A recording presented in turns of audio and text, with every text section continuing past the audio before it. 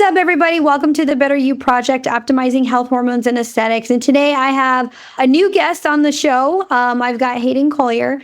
Hayden is a PharmD who is one of the educators in the nuBioAge network. So if you've been listening to our podcast for a while, I do some education with the nuBioAge network, as well as some of the practitioners that they also have educating for them. So Hayden did a really interesting talk about a new formulation compound utilizing oral testosterone called Kyzatrex, and I'll let him talk all about it. And it was so good that I was like, we need to have you on the podcast. And so it was great because if you're a practitioner and you're listening to this, I think when you really hear Hayden speak about the science behind it, it's actually pretty fascinating. And then if you're a patient and you're interested in oral testosterone, I think from a safety perspective, I think it's really fascinating. So, Hayden, are you ready? I am ready. Okay. Hayden, first, let's talk a little bit about, so you're a pharmacist, but like, how did you come into like the compounding? I always find it fascinating. Like Leonard's story, he's like, I was dead on the ground at CVS and I was like 50 pounds overweight. And I always say it's like the photo where Leonard looks like he ate Leonard. And then, he got on the road to wellness and now he's amazing, right? Now he's healthy and he's biohacking and optimized, well, kind of. But anyway, so Hayden, it's similar, right? I think a lot of pharmacists probably go through a similar, path, right? I worked retail at Walgreens for, like 10 years, right? When it came to, I was there as a technician through pharmacy school, was a pharmacist there for, like 6 years. And then, there was a Winn-Dixie, which is a grocery chain in the South. Oh, I know Winn-Dixie. They got them in Destin. I know exactly what Winn-Dixie. Exactly. I have Winn-Dixie card. Look at you, so I was, there was a Winn-Dixie opening right by my house. And honestly, like compared to Walgreens, it was fantastic. It's bougie. Yeah. Yeah. We were barely doing anything. It was chill. And, actually I had a mutual patient because where I worked, I've lived out, it's a small town that's in West Palm called Loxahatchee. And I've lived out there my whole life, essentially. So that was the only good part. I got to see all my regular patients and people who I grew up with or, worked out there long enough. And Frank and I had a mutual patient, and I think he was getting some peptides from Frank. And Frank had said something that, hey, I'm looking for another pharmacist. Do you know anybody? And he came to me. He's like, yeah, I got this guy. He's young. He's really smart. I've known him for a long time. Let me talk to him about it. And that patient that came to me and was talking to me about it, I'll never turn down an opportunity. I'll see what they have going on, and kind of saw what they had going on. And I was like, oh, this is where I really want to be, right? I started working out when I was like 14. And, I've always been in kind of the health and wellness space. So I really saw what they were doing. I was like, oh man, I love this. And it just so happened I had my third son. So I had a little bit of a paternity leave PTO at Winn-Dixie. So I kind of like dove head first and watching all the content that they had available. And, now over a year and a half later, like you said, I too probably, like I said, I'm working out for a long time, but with 3 kids and stuff, I was slacking. And ever since I kind of started here, I'm definitely reinvigorated. And it's funny. We all, here we have, bench competitions and weight, trying to, always, better ourselves. And so it's, it's definitely a good, great atmosphere to be in. And that's what I always say too, when I'm talking to patients and practitioners and things is like, I hate in aesthetics, right? So I say like, I do pretty medicine. Like you won't find one wrinkle on this face, right? And if you're watching on YouTube, I'm like putting my face up on the camera. You have to look the part, right? So you have to practice what you preach, right? You can't tell someone to lose weight and you're, not lifting weights and you're not eating right. Like you just can't do it. So definitely you will see that when if you ever get to see kind of all the guys on stage, they definitely look the part when it comes to that. You have to know what that struggle and that discipline that's required to get the outcomes. I know people talk about it like, a good, healthy body is something you can't buy no matter how much money you have, right? You have to be able to be disciplined. Oh, I know. So I say, I got patients come in here and I'm like, you got to do this, that, and the other. Like, what? I'm like, yeah. And like, they get so mad when I talk about sleep. I'm like, you've got to prioritize your sleep. If you're not recovering, you're not a good human throughout the day. And they're just like, God, they thought I had some magic peptide gnome in here that's going to fucking change their life. Now I'm like, close, but no, you gotta do the work. So no, it's good. It's good. So definitely have enjoyed working with all of you guys at the nuBioAge network and Progress Pharmacy and all those things. So let's jump into Kyzatrex. So how did you get wrapped into Kyzatrex?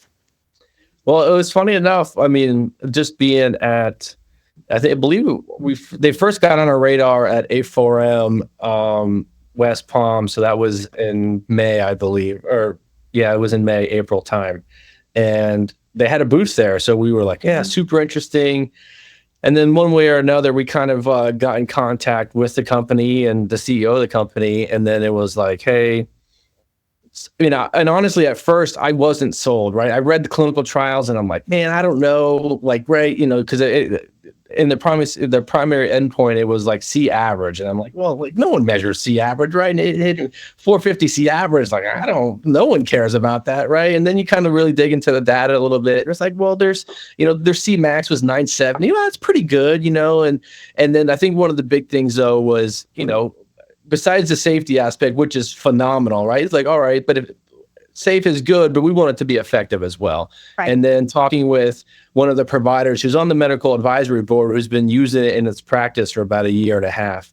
After speaking with him about it, how he's been using it, it was like, oh man, this is really can transform a lot of patients' health. I think, unfortunately, testosterone therapy in general, when it comes to a lot of patients and injection, there's a huge negative stigma around it, right? And it's a stigma probably related towards bodybuilding and negative outcomes, but it's like, we really need to change that because, when you look at a lot of data out there when it comes to patients with low testosterone and how it causes early death, whether it be cardiovascular disease or just, mortality in particular, a lot of people would be so much beneficial, not just symptomatic wise, but also increasing their lifespan. But unfortunately, we get patients younger and younger and younger that are having these issues, and probably with that negative stigma, just don't want to say anything and you'd struggle for a while, So I think this can be a great option for a lot of people, and really excited about it.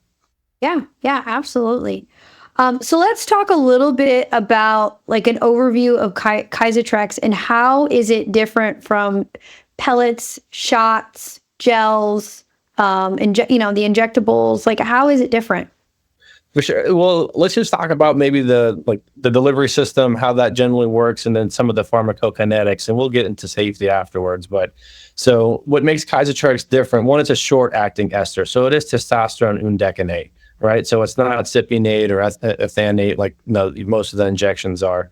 It's a short-acting ester, which is good, right? Because it's going to mimic that endogenous testosterone spike that we generally see throughout the day due to circadian rhythm and other aspects of, guys' health. So it's a short-acting ester, which is always good, but it has the self-emulsifying drug delivery system. So what they do is they stick that testosterone short-acting ester in this. It's almost like a lipid formulation.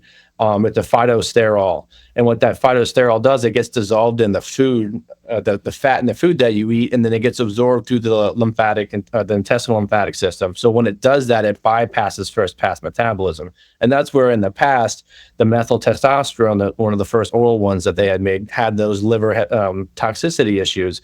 So it bypasses first-pass metabolism. Even in the clinical trials, they had no issues with elevated LFTs or any kind of liver damage because it misses all that, so which is great, And then I know when it comes to dosing, you'll see people try to like, well, the doses don't equate. It is a higher total daily dose compared to like an injection or something, but you got to remember it's different esters, different salts, how long they last, and it's different bioavailabilities between the two. So I just tell people, don't even worry about that because they get stuck on it. Oh, if I'm changing someone from testosterone sip 200 milligrams once a week, but now they're doing 800 milligrams a day. How does that make sense? And I'm like, it doesn't make sense because you're trying to make something sense to it's apples and oranges. It's not the same.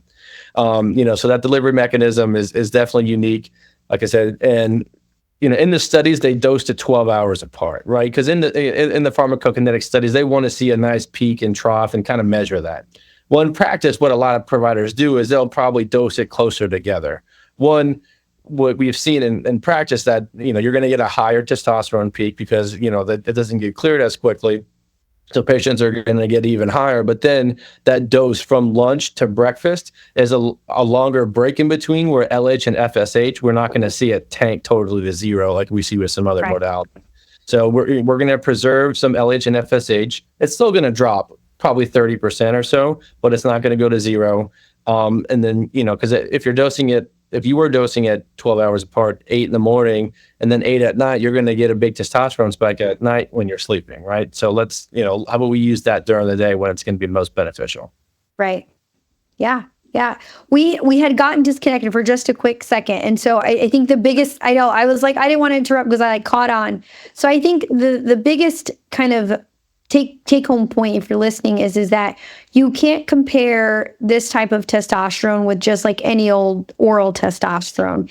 It's like you have to understand the pharmacokinetics of it and how it is differently absorbed through the lymphatic system and not necessarily through the hepatic system. Because when you're going through the hepatic system, that's where you're tending to run into more side effects as well. I thought when he spoke on, some of the suppression of luteinizing hormones. So when we talk about replacing exogenous testosterone, it's coming from an outside source, right? So when we have conversations and we're doing our consults, we ask for our male patients, are you done completing your family? And if they're not done, then, we have to look at more endogenous ways to help them increase their testosterone, which can be difficult. And so kind of knowing that now, is it going to completely preserve your fertility? No, but if it's not as taxing on that system, then it might be a great option. So no, I think that's super helpful. Like I said, I was like, oh no, I got disconnected for a quick second, but I think we caught it back up there. So let's talk a little bit about kind of like the dosing of it. And I bring that up. This is not medical advice, so there's you need to consult your own practitioner and have a full workup done, because we're not giving you medical advice. But I think one thing, when you and I are kind of texting back and forth not too long ago about a patient, I was like, I have a patient who's interested. I thought that the dosing protocol was unique in that if you have someone who's never been on testosterone, talk a little bit about that versus someone who's been on testosterone and maybe they don't want to do shots anymore. Maybe they don't want to do pellets anymore. Yeah, so in reading the study, they did have probably a different titration dose than we see probably in practice. Most patients started at, it was 100 milligrams, 2 capsules twice a day, so a total of 400 milligrams a day. But throughout the study, depending on where their testosterone lab values were, they either increased or decreased it from there. Most patients, I think it was over almost 50% of the patients, landed at that 600 milligram total daily, and then I think around the 23% landed at the 800 milligrams daily. But so most patients who are testosterone naive, if most patients are going to end up at that 600 milligram dose daily, let's start there. And it probably could be depending on where they're already at. Of course, in our space, it's more about being optimized more so than it is about, treating a lot of patients who are truly hypogonadal, having tanked, testosterones. So if patients are already starting around 400 or 500, maybe they could start at 400 milligrams, not have to starting that high. But if patients are truly pretty low in that 200-300 range, starting at 600 milligrams a daily. And then for patients who are already on other testosterone modalities, just might as well start at that max dose, right? I mean, one of the, because of the safety aspect of it, I'm not concerned starting that high. Truly, you probably could start everybody that high, but I like to test after at least 3 weeks, see where they're at, how they've been progressing, and then for those other patients, they have somewhere to go. But a lot of patients who are already on other treatment strategies might as well start high. Because one, if they take it for 3-4 weeks and like, oh, I don't feel, if you start them at a lower dose, they might get discouraged if they're not getting the same results as they were before. So might as well start them at max dose. The safety aspect is definitely there. So I'm not concerned with, erythrocytosis or polycythemia that we've seen with other, treatment strategies. So patients who are on it, have been on it, I'd recommend starting at that highest dose, 800 milligrams. 200 milligrams, 2 capsules twice a day, breakfast and then lunch. Okay. And so just as you mentioned, we talked a little bit about side effects. So it depends on the modality that you're using as far as some of the most common erythrocytosis. So I always tell patients your red blood cells might be a little bit more sticky. So you might see a rise of hemoglobin hematocrit. Sometimes the testicular volume might actually decrease as well. And then sometimes we'll see a rise in LFTs or liver function tests. Do you see much of that, those typical like T-shot patient side effects with Kyzatrex? No, that's what we've actually seen, if patients have been on, the injection and switch over to Kyzatrex, their hematocrit and hemoglobin drop significantly. So it's been a huge plus for a lot of patients. I know some patients I talked to, they have to drive over 100 miles to find somewhere to get, therapeutic phlebotomy to get treated for that. So it can be a big hindrance for some people. And as well, when it comes to the testicular atrophy or volume, we haven't seen that as well. The pharmaceutical company is actually doing a spermatogenesis study to see how much of a decrease they get in their patients, right? And we talked about that LH and FSH preservation. So when that happens, that's why when you do the injections, it goes to zero. Your testicular atrophy, it will atrophy, and we haven't seen that with the Kyzatrex as well. Even in the studies, the we talked about erythrocytosis, but we've actually SHBG is dropped as well. So sometimes when you're doing those other treatment strategies, their testosterone is going up, but their SHBG goes up as well, and they're symptomatically aren't feeling the results, and it could be due to SHBG going up. So with Kyzatrex, that has been decreased as well. You're getting even more free testosterone. Yeah, no, that's perfect. I think that's one of the things that when I was listening to you, I'm like, well, that's appealing. That's appealing. And when Hayden's saying therapeutic phlebotomy, so if you're a patient of ours and you're listening, that's what we call blood dumping. So if you're like, what is that? It's blood dumping. So we actually do that for our patients here in our office. So I think that's really, really interesting. All right. So it wouldn't be me without talking about some stuff that might be off label. So when we had our webinar with you and our nurse practitioners, and as I'm speaking in Calm about TRT in women, like I want to know, like, have any of the practitioners, and again, this is not medical advice. We are not advising any practitioner to do this. I'm just curious in the feedback, and that you get the luxury to talk to lots of providers. I feel like in Indiana, I'm literally on my own island here with my NPs, and like, here we are. Have any practitioners utilize oral testosterone in women? So, and speaking with the pharmaceutical company, they're studying it now, for women. They, from what they've seen, even the lowest dose to 100 milligram is probably too strong for women. I will say there are providers out there that are thinking about using it in women. Haven't had the pleasure to speaking to anyone who has used it yet, but I'm sure somebody will, and I just share with you at that time. But yeah, so I mean, it's like I said, I hope 25 or a 50 milligram. I think they would be fantastic, extremely beneficial in a lot of because I mean, like you said, the stigma of doing shots and unfortunately doing injections, and when we get a lot of unwanted side effects, right? So let's mitigate those as much as possible. Yeah. Yeah, and I think what's so hard, Hayden, and like literally the further I get into this research, I was just telling Leonard this earlier today, is that there's not a lot of studies on women and testosterone in the sense that like they're not, paid for by pharma and all these things, right? And so a lot of the studies I was looking at and was kind of fascinated with are studies that have been done on trans men. So women who are transitioning into men, because those studies are there. And so a lot of studies on muscle building and some of the cognitive piece of it. And so it's fascinating. It's fascinating. But like, I feel like that will be the hill that I die on, is like TRT for women. Like, gosh, So no, I think that's super fascinating. Again, I'm always intrigued by some of the off-label stuff, because I feel like, so many times in the world that we work in, right, a lot of the stuff we do is off-label, right? And I think if you're having a consultation with your patient and you're well informing them, like, this is completely off-label, but you might notice benefit. And so I always kind of go back about like OBGYNs, right? And they're like, no, testosterone, that's off, that's not FDA approved in women. And then I'm like, timeout.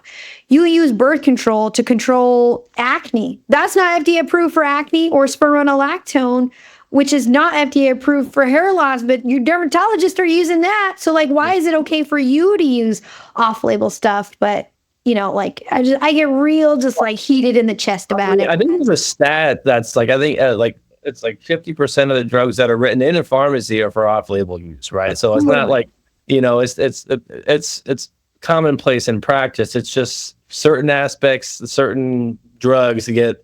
Yeah. Oh, that's not, they just want to throw the not safe. And it's like, well, that's not true at all.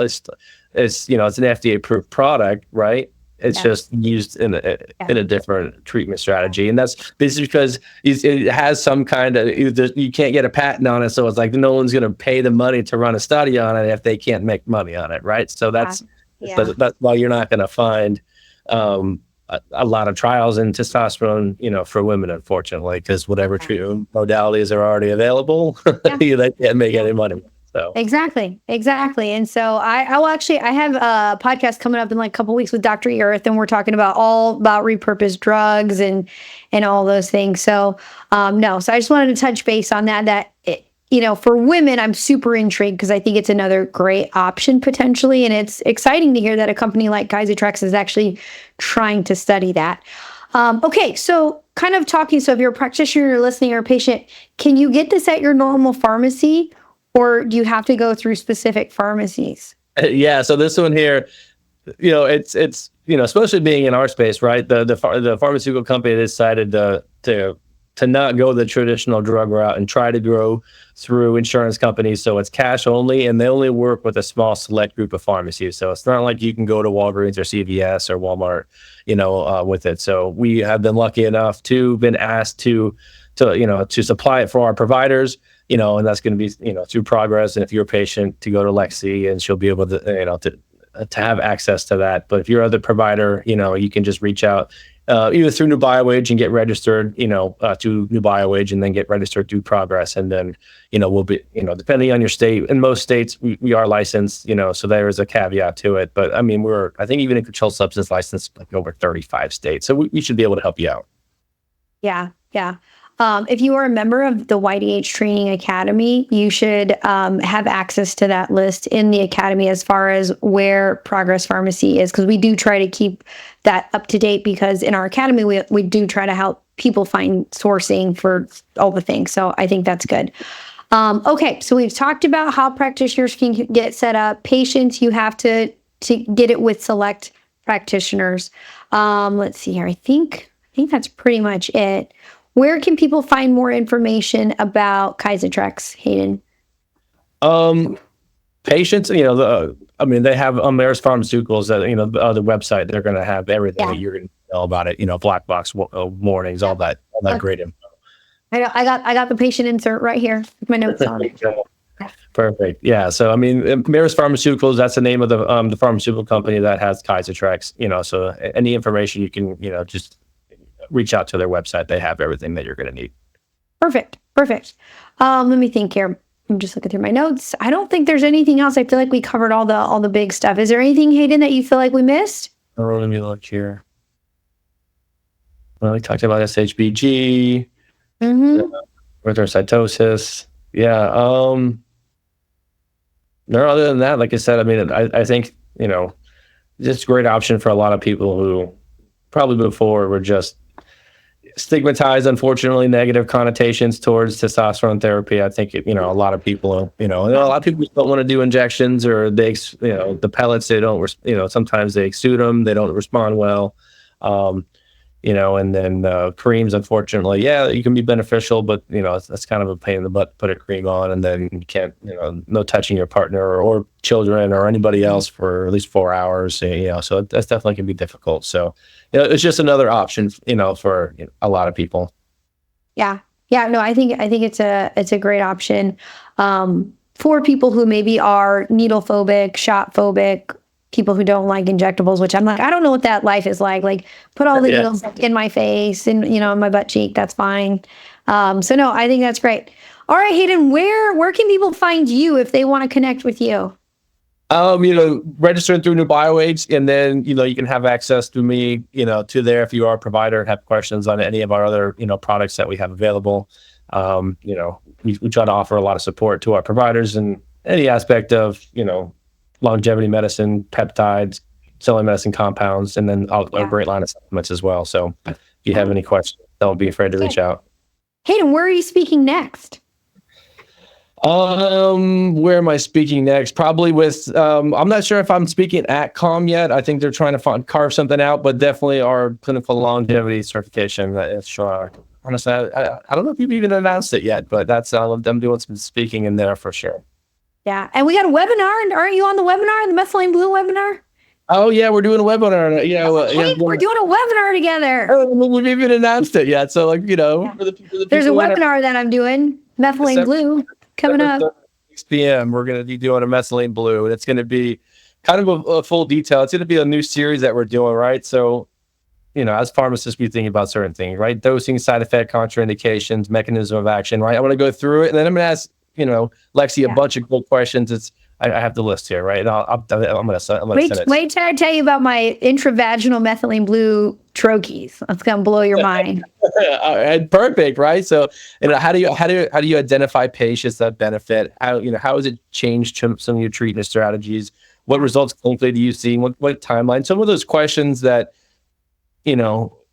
that a practitioner who's been using it for a while can help answer for our new people who are just getting into the space. So it's going to be a great webinar. It's going to be a new series we're doing, but I'm excited. Lexi's going to be the first one. So it's going to set the bar really high. I don't know if anyone else is going to meet it. Yes. No, it's good. It's good. All right, Hayden. Well, thank you so much for taking time out of your really busy schedule talking with I love talking to Hayden because he gets to talk to all the practitioners. And then he's like, well, this is kind of like what I'm seeing here. And I really feel like it really makes a really large network a little bit more personalized, in that you can connect practitioners with other practitioners to help expand their knowledge, and such a good educator. So, all right, Hayden, any closing remarks, anything? No, that's it. Like you just said, I get to share the successes of our practitioners with everyone else. So please, if you have any questions, patient cases, I don't care how crazy, I've heard some crazy ones. And if I don't know the answers, I definitely know people who do. So if you got something, reach out. Awesome. Thank you. Thank you.